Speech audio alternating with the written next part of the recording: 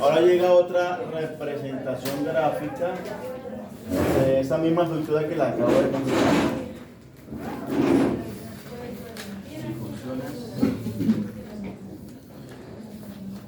La misma imagen que tenemos atrás, ¿sí? De las barreras, y últimas son barreras, las cuales los gases deben atravesar. Es la misma representación. Está el alvéolo, ¿sí? La molécula de allá para acá, ¿no? Vamos del alvéolo hacia el interior hacia el exterior. Ustedes ven el alvéolo, las moléculas de agua, la capa de agua, ¿sí?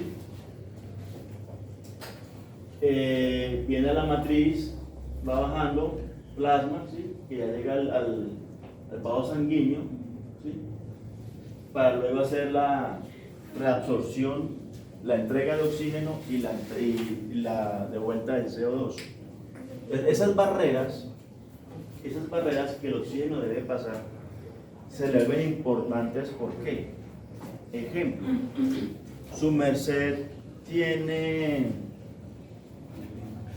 un edema o tiene una inflamación pulmonar, una inflamación. El perro está con tos de carreras. Esa tos, ¿sí? Esa tos genera inflamación.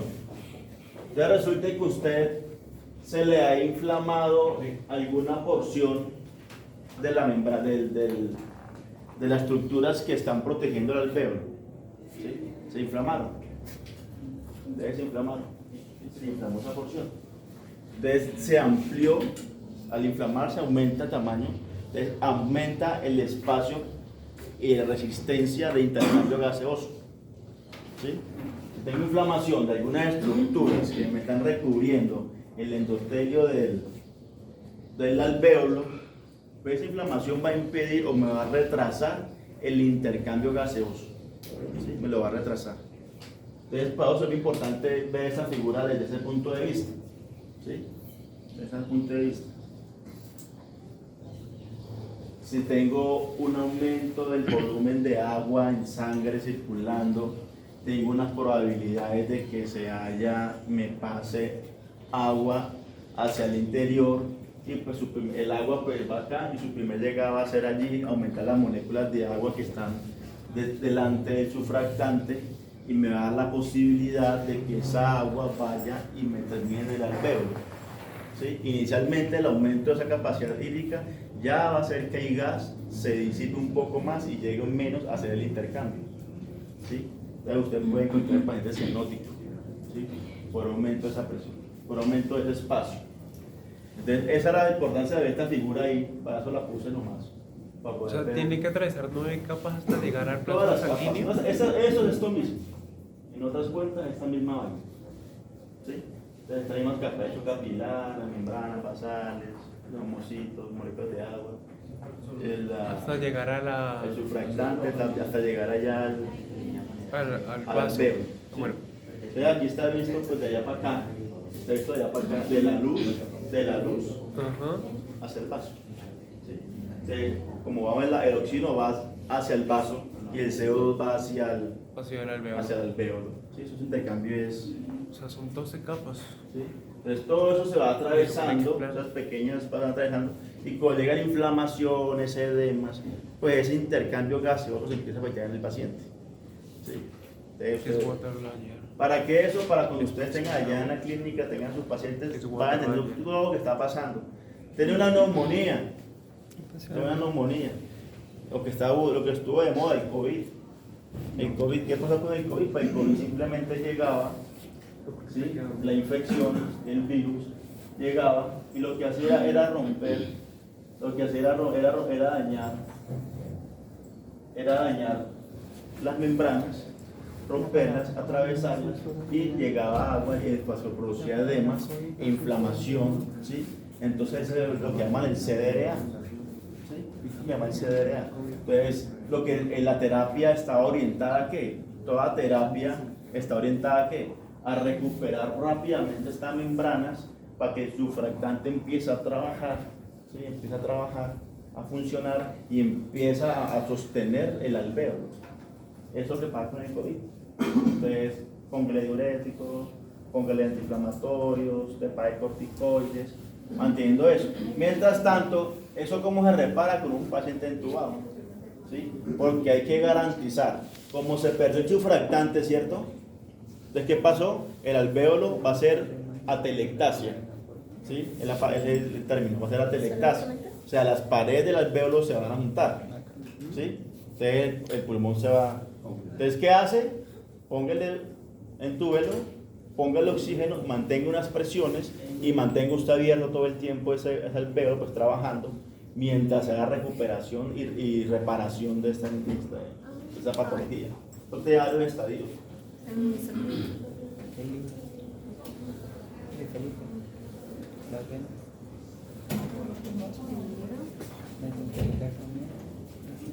Bien. Ahora, ¿cómo se afecta la respiración, que es lo visible nosotros en la clínica? ¿O cómo vamos a evaluar la respiración también en estos pacientes? No viendo toda la parte molecular, sino por una parte práctica. ¿Cómo lo evaluamos? Bajo sus 3 parámetros. ¿Cómo hagamos la ventilación de mi paciente? Lo evalúo según la profundidad, lo evalúo según el tipo de respiración o el tipo de movimiento ventilatorio y el tipo de duración. Ustedes en los textos lo van a encontrar así como el tipo de respiración, pero entendemos que es el tipo de ventilación. Porque si hablamos de tipo respiratorio, hablamos de cuántos existen. ¿Cuántos tipos de respiración existen? 2, aerobia y anaerobia. ¿Sí? Pero aquí no hablamos de eso. Ese es el tipo de ventilación. ¿Sí? Y no que los libros le cuentan así, como tipo de respiración. Lo puse así pero le hago la anécdota para que lo entiendan que es ventilación. ¿Listo? Entonces, ¿qué es la profundidad? Evalúa qué. Ese paciente, cómo respira. Los caballos tienen una respiración costo-abdominal, ¿sí? Y casi que todos los animales domésticos, ¿sí? Aunque los perros pueden tener a veces una respiración más abdominal que costal, ¿sí? Entonces, ¿qué tipo de respiración tenemos? Tenemos las costo-abdominales, las costales y las abdominales. Tenemos 3 tipos de ventilación: respiración costal, abdominal y costo-abdominal. Es decir, en otras palabras, el paciente respira más moviendo su caja torácica. El paciente respira más, ventila más moviendo su cavidad abdominal. El paciente ventila más moviendo sus 2 cavidades.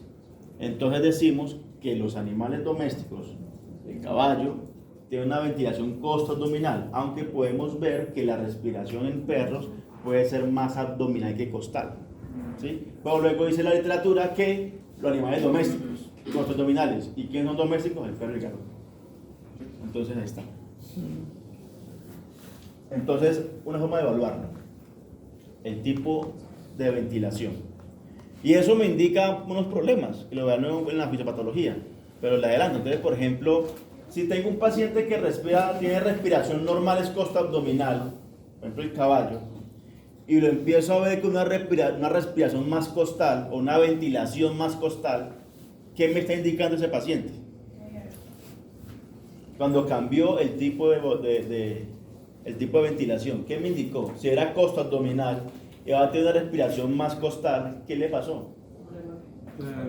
Que el pulmón no se está expandiendo bien. Hay alguna lesión a nivel abdominal, el estómago duele mucho, tiene un cólico, por ejemplo, cólico de vagina, ¿sí? Por ejemplo, entonces él respira más su caja torácica porque acá abajo le duele, ¿sí? Entonces el animal tiene esa capacidad de empezar a mover una caja y eliminar la otra para compensar dolor, ¿sí? Y viceversa, si el animal empieza a hacer ventilaciones más abdominales, ¿qué me está indicando? Que el paciente, no es el pulmón, que el paciente tiene alguna alteración al nivel de la caja torácica, ya sea el pulmón, edemas, un taponamiento perico, lo que sea, ¿sí? Algo que esté doliendo y me pida una hipocondritis.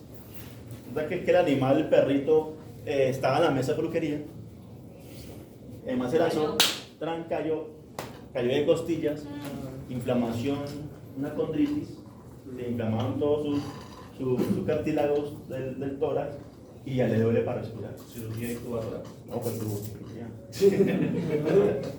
Entonces, ya ve para respirar, cuando ya el perro mueve menos su caja torácica y se ve más eficiente con su caja abdominal para compensar, ¿cierto? Entonces, ¿qué le pasó a mi perro? El perro no iba así. Empiezan a hacer la mente, entonces empieza a revisar, ¿sí? O tuvo una fractura en costilla, ¿sí? Una fractura. Entonces ya eso duele, entonces ya la respiración ve más profunda aquí el estómago que el tórax, ¿sí? Porque el dolor no me deja en últimas. Entonces mi cuerpo solito va a ir respira, ya mueve más acá, ¿sí? Para poder ventilarme y poder tener una buena respiración. ¿Listo? La profundidad. Entonces, si tienen una ventilación normal, si es profundas o superficiales o normales. Ejemplo, el paciente del golpe que cayó a la mesa de peluquería, lesión en el tórax, solamente se inflamó, me duele el tórax, voy a cambiar la profundidad de mi ventilación. Ya no va a ser suavecita porque me duele, o sea, muy superficial, me duele, voy a inflar ese tórax porque qué dolor. Suavecita, entonces la profundidad de esa ventilación se ve muy superficial, ¿sí? O por el contrario, ese animal tiene un distrés respiratorio que lo pone a hacer mucho esfuerzo para ventilarse, ¿sí? Mucho esfuerzo. Entonces se vuelve una respiración muy profunda, ¿sí? Muy profunda. Aumentó su fuerza para poder ingresar el aire a sus pulmones, ¿sí? ¿Por qué? Porque es que el tipo tiene allá un edema, el tipo tiene allá moco. Por la presión también. ¿De qué? Estamos hablando. Bueno, si estamos subiendo para el Everest, tengo que hacer mucho esfuerzo, ¿sí? Vamos para allá. O usted se va allí para Bogotá y va a subir allá subiendo a pie de rodillas allá a Monserrate, ¿sí? 2800 más cerca de las estrellas, ¿cierto? Presión barométricas más bajas. Entonces, ¿qué pasa? Mi esfuerzo ventilatorio aumenta. Hay una compensación ahorita entre humedecer el aire, ¿sí? Hay un cambio en ese proceso de la humedecer del aire para evitar dejar tanto volumen de espacio muerto. Hay un tema también menor, hay un tema que es del aire que se llama espacio muerto, ¿sí? Y el espacio muerto fisiológico, ¿sí? Y el espacio muerto alveolar. No todo el aire que respiramos, no todo el aire que entra va a intercambio, no todo va a intercambio. Hay unas porciones que se quedan en el sistema de conducción, inclusive en los alvéolos, que no ven tal intercambio gaseoso, ¿sí? Y se llaman espacios muertos fisiológicos y espacios muertos anatómicos. ¿Listo? Creo que ahora puse algo de eso. Bueno, entonces, la profundidad, el tipo de ventilación y ahora duración. Normalmente, como la respiración rítmica, ¿no? Hay un ritmo, ¿sí?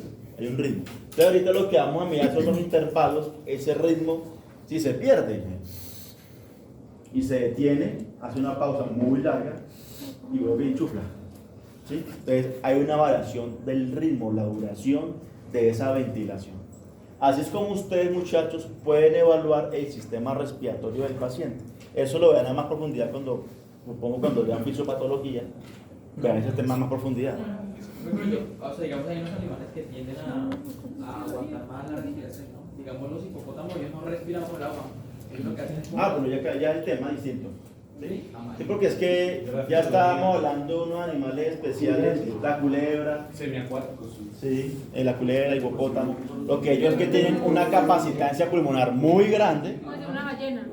o una ballena, una capacidad pulmonar muy grande, y inflan todo ese oxígeno, se meten, se sumergen 2-3 horas y el oxígeno les da. La capacidad pulmonar les da para eso, ¿sí? Nosotros vamos y el que más aguanta como que 2, 3, 5 minutos, te da el récord.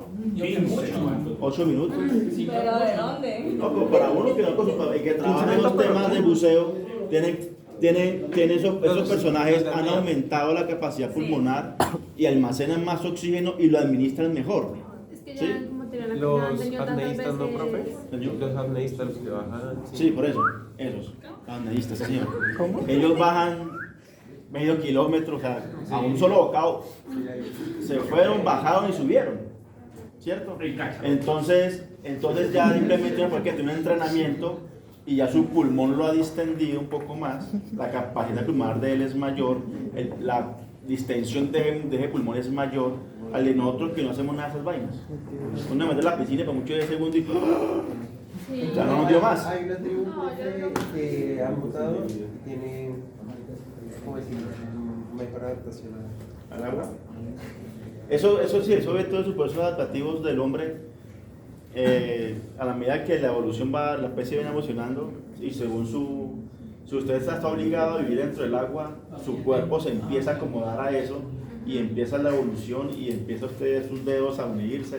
Por ejemplo, ese campeón mundial en natación, los dedos parecen las patas de un pato. Sí, ya él no tiene esto ya. Son con membranas Ya es una axilares. membranas adicionales que le permiten morir porque ese tipo le gana a todo el mundo, porque es que su anatomía es distinta. ¿Sí? Entonces todas esas adaptabilidades que vienen generando, pues ya cambian. ¿Listo? Entonces, eso para entender esa parte. Esta parte. Esa parte.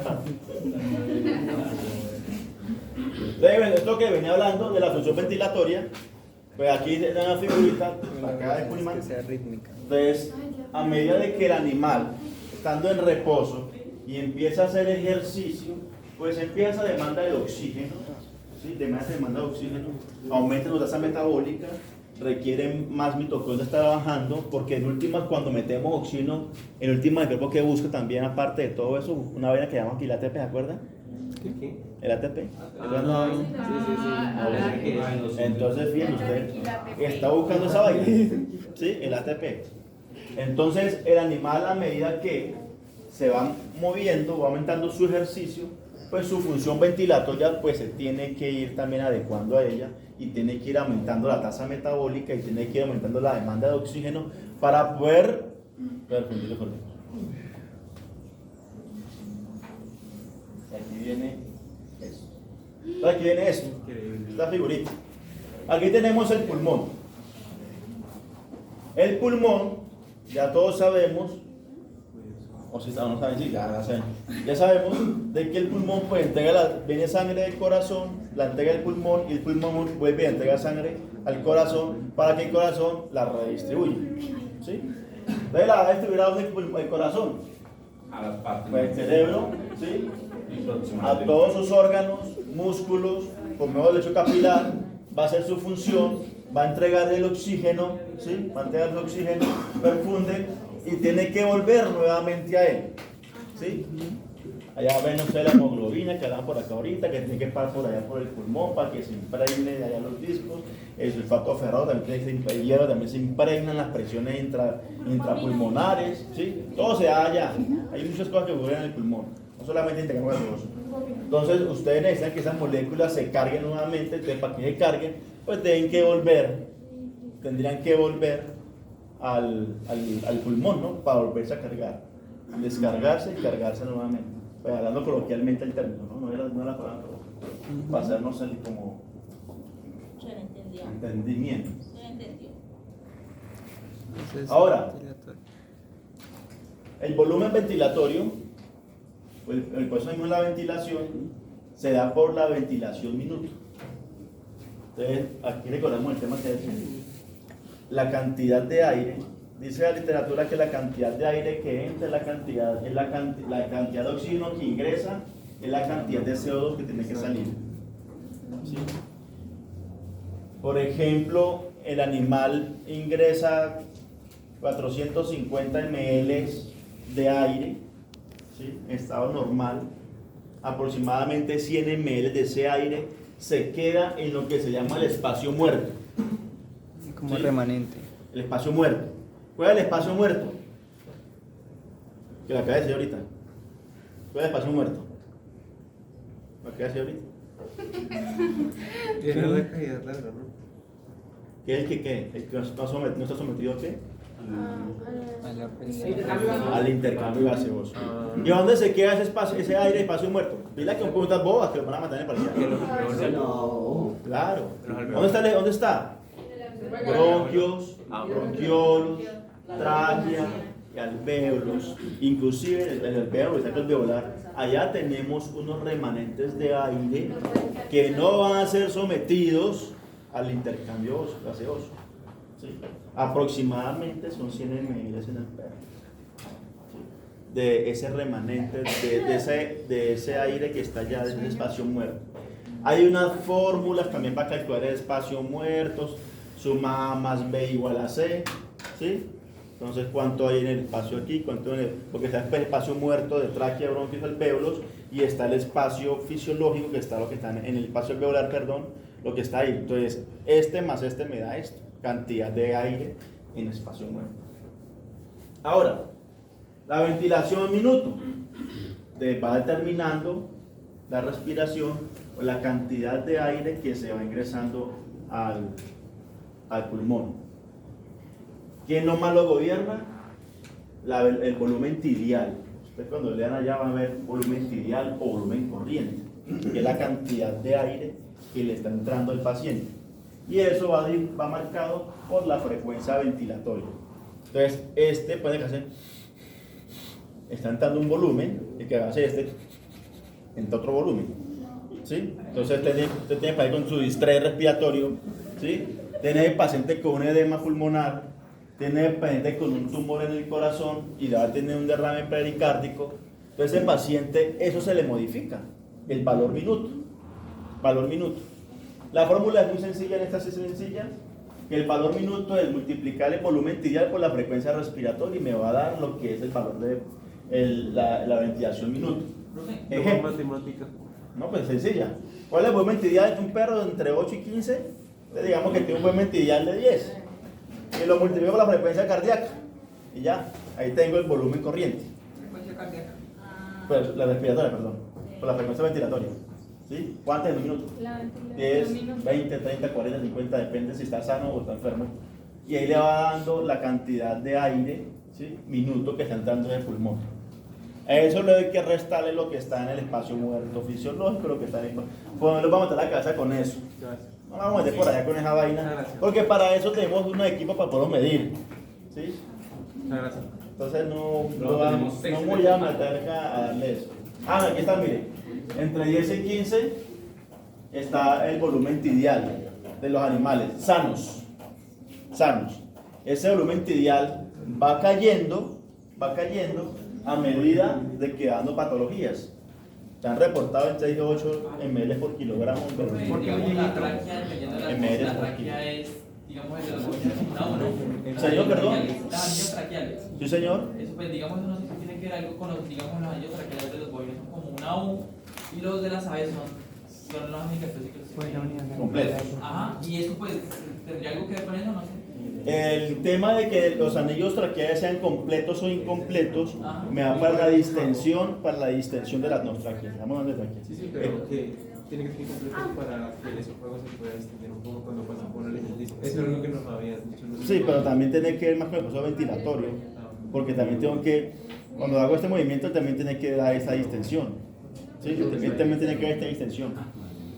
La tráquea. Entonces la tráquea es incompleta y se vuelve más completa y cartilaginosa ya entrando a bronquios, ¿no? Ya cambia su estructura. Entonces, cuando estamos aquí en tráquea alta, si es un anillo cartilaginoso incompleto, o cuando ya entra a bronquios, ya es un puro cartílago y ya es distinto la anatomía de ese cartílago, ¿sí?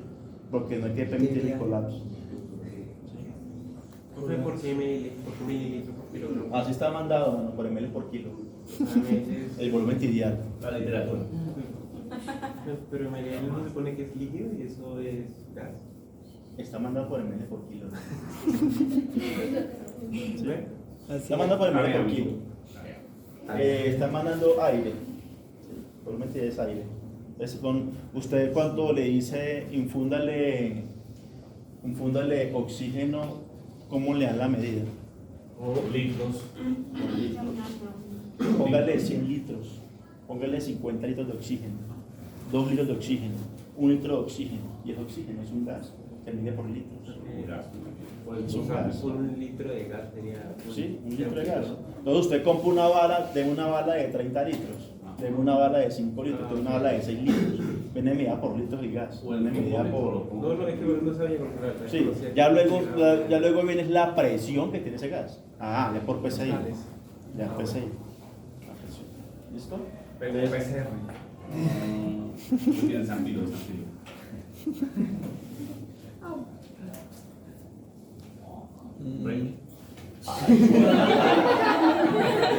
Era para romper el hielo para que ya.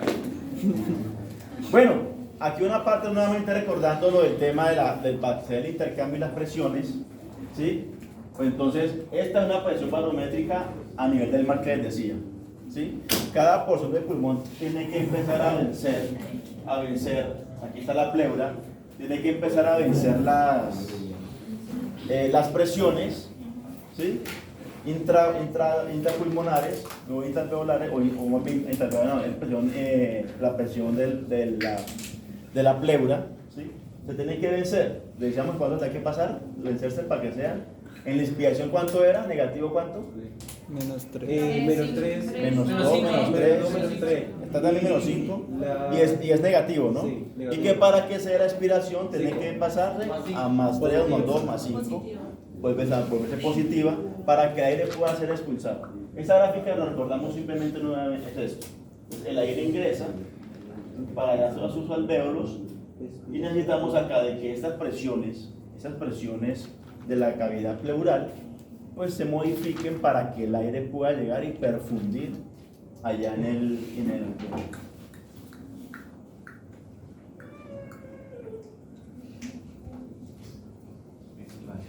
acá se lo que les comentaba, el espacio muerto anatómico y el espacio muerto fisiológico, ¿sí? Es una formulita ahí de las cosas para conocimiento, ¿sí?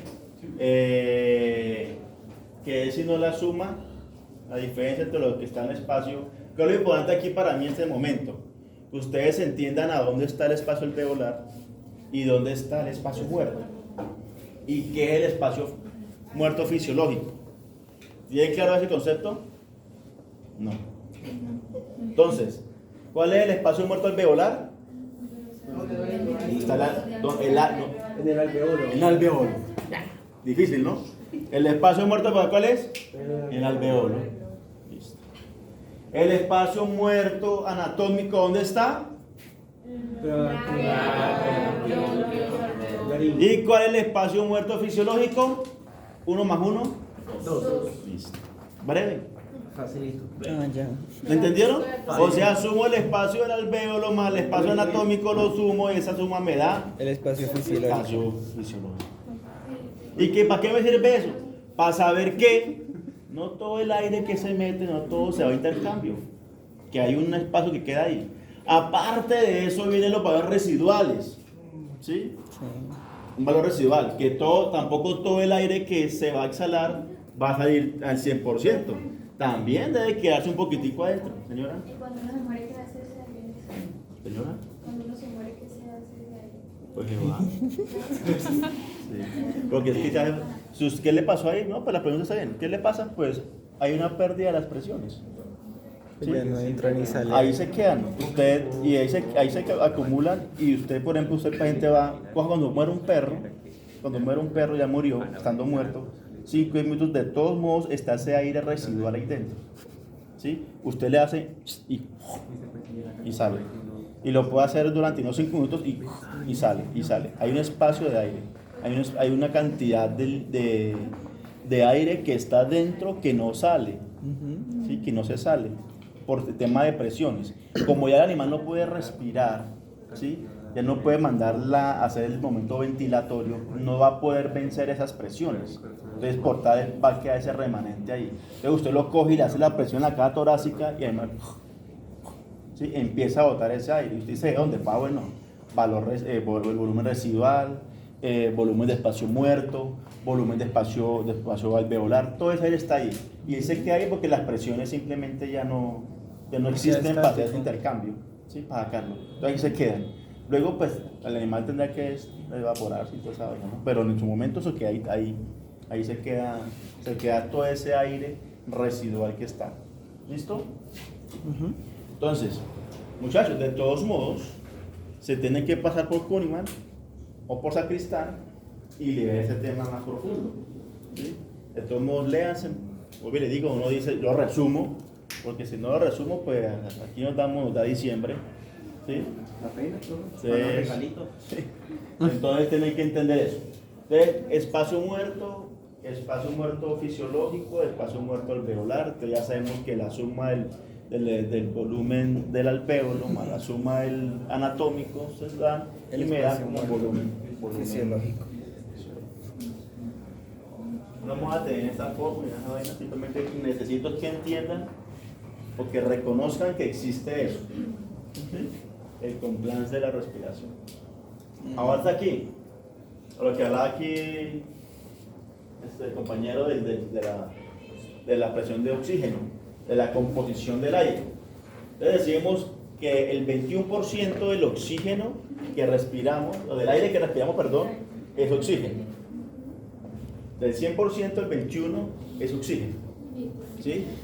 Y el 78% es nitrógeno, o sea, en última metemos más nitrógeno que oxígeno, ¿no? Entonces mire la escasez de nuestro gas vital, ¿no? Tan solo el 21%. Tan solo el 21% y luego tiene otros gases nobles ahí.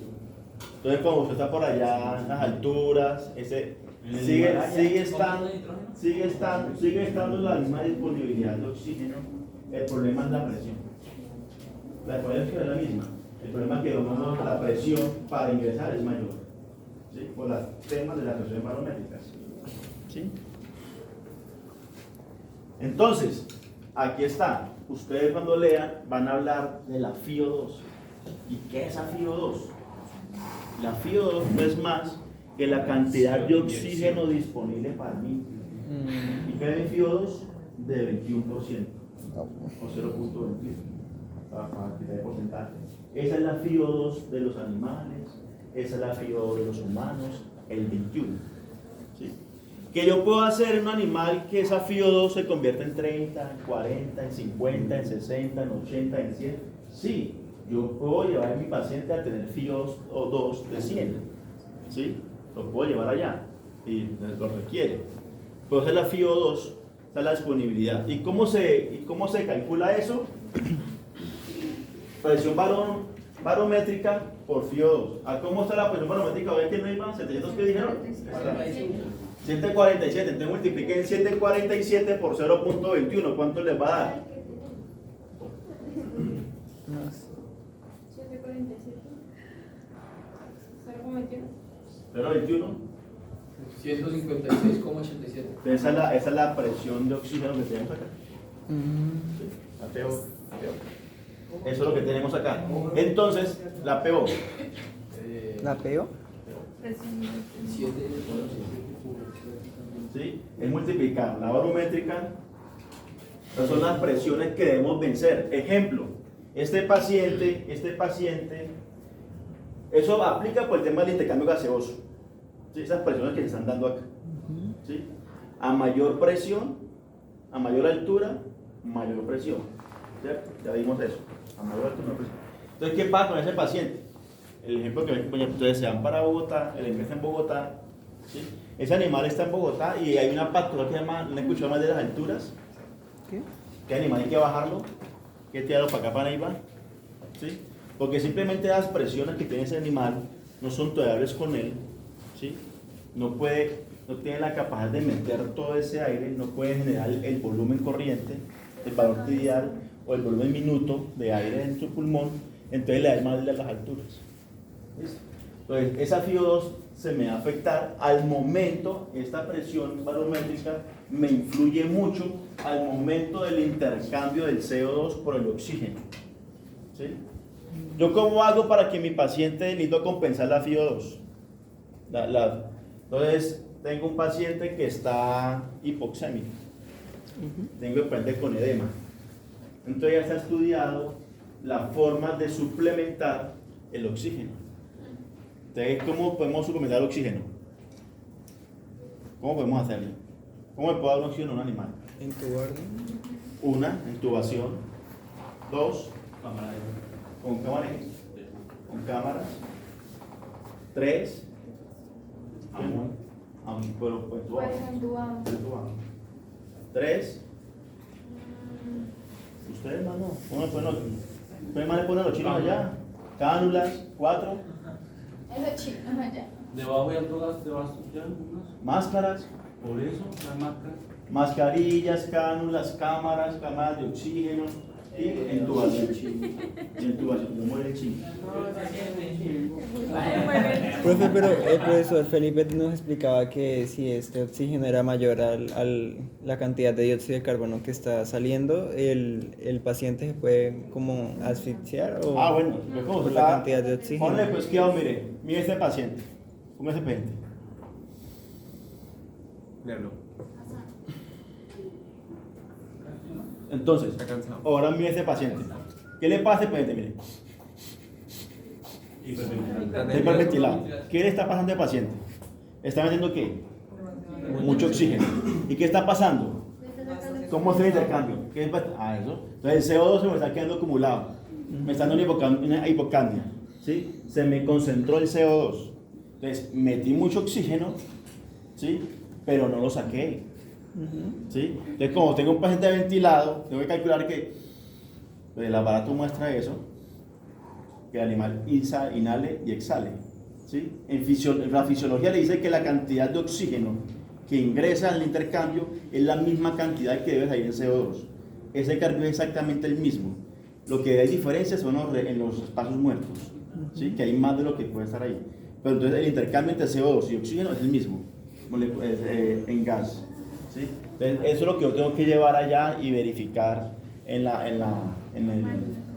el equipo de capnografía. El capnógrafo me dice cómo está sacando el CO2. ¿Sí? Y entonces yo tengo mucho oxígeno, está el paciente hospitalizado, está en cirugía, y al médico le pasa la mano en oxígeno. Entonces va a mirar el capnógrafo, y el capnógrafo que está saturado en CO2. ¿Sí? Entonces, ¿qué tengo que hacer? Bajar el oxígeno, ¿sí? Para que pueda darle más ventilaciones por minuto, ¿sí? Y pueda sacar ese CO2. ¿Sí? Eso es lo que pasa con la capnografía. Entonces, si yo pongo mucho oxígeno, pues el CO2 se me acumula. Y eso es lo que le pasa al paciente hiperventilado. ¿Sí? Usted va a tener alguna acidosis respiratoria. Entonces, esa FIO2. Entonces, ese paciente tiene una FIO2 de 21, ¿sí? Pero ahorita ese paciente voy y le mido la ¿qué? La saturación y está saturando 80, 85, ¿sí? Para medir la FIO2 hay que hacer un examen de examen arterial de gas arterial, si no tiene otra, ¿no? Para hacer compensar. Eso no es idiota, por lo que no quedemos tiempo dando ahí porque si no hacemos el ejercicio con el aparato no quedan las mismas, ¿sí? Entonces, con el gas arterial que mido cómo está la FIO del paciente. Entonces voy y miro, tiene FIO2 de 21, de 20, de 19, ¿sí? Saturando en 80, 85, 80. Entonces necesito compensar esa FIO2. ¿Necesito qué? En últimas, ¿qué? ¿Usted qué está pensando? Que debo mejorar este intercambio. ¿Sí? Debo mejorar el intercambio alveolar. ¿Sí? Entonces le pongo una máscara, una bigotera. Ya están los estudios que le dicen a uno una bigotera cuánto me sube la FIO2, una máscara cuánto me sube la FIO2, una jaula de oxígeno cuánto me sube la FIO2 y ya sabemos que por intubación sabemos que te mueve la FIO2 a un 100. ¿Sí? Es la única forma de llegar a 100 por intubación. Pero ¿cuál es el objetivo del tema que quiero decir? Es que simplemente este paciente, cuando ustedes tengan esto, lo que tienen que pensar es aquí, a intercambio de gases. Creo que con esa me despido de mariachi. Gracias a Dios. Amén. Break. Ahora hay otra. Oye, aquí lo que sigue es simplemente algo que le quise meter ahí para que recuerden. Eupnea. Los patrones ventilatorios, que es un paciente euneico, una taquipnea, ¿sí? Que esto ahora son con lo que acabamos de ver. ¿Sí? Una apnea, una hipoventilación, una hiperventilación, ¿sí? Un hiperventilado. Eso no hace parte como el tema porque ya soy fisiopatología. ¿Sí? La disnea, ¿sí? Entonces tengo pacientes disneicos por hipoventilación, disnea por hiperventilación o la apnea que no está ventilando el paciente. ¿Listo? O el paciente eupneico que ya está respirando bien. ¿Listo? Tenemos aquí unos ruidos.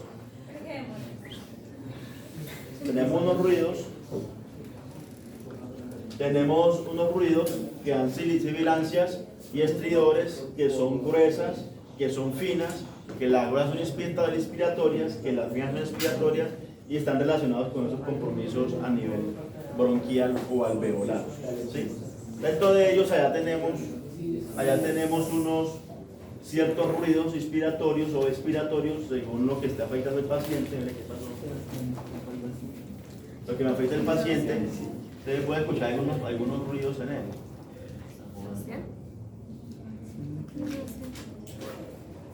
Ya el computador está pidiendo cambio.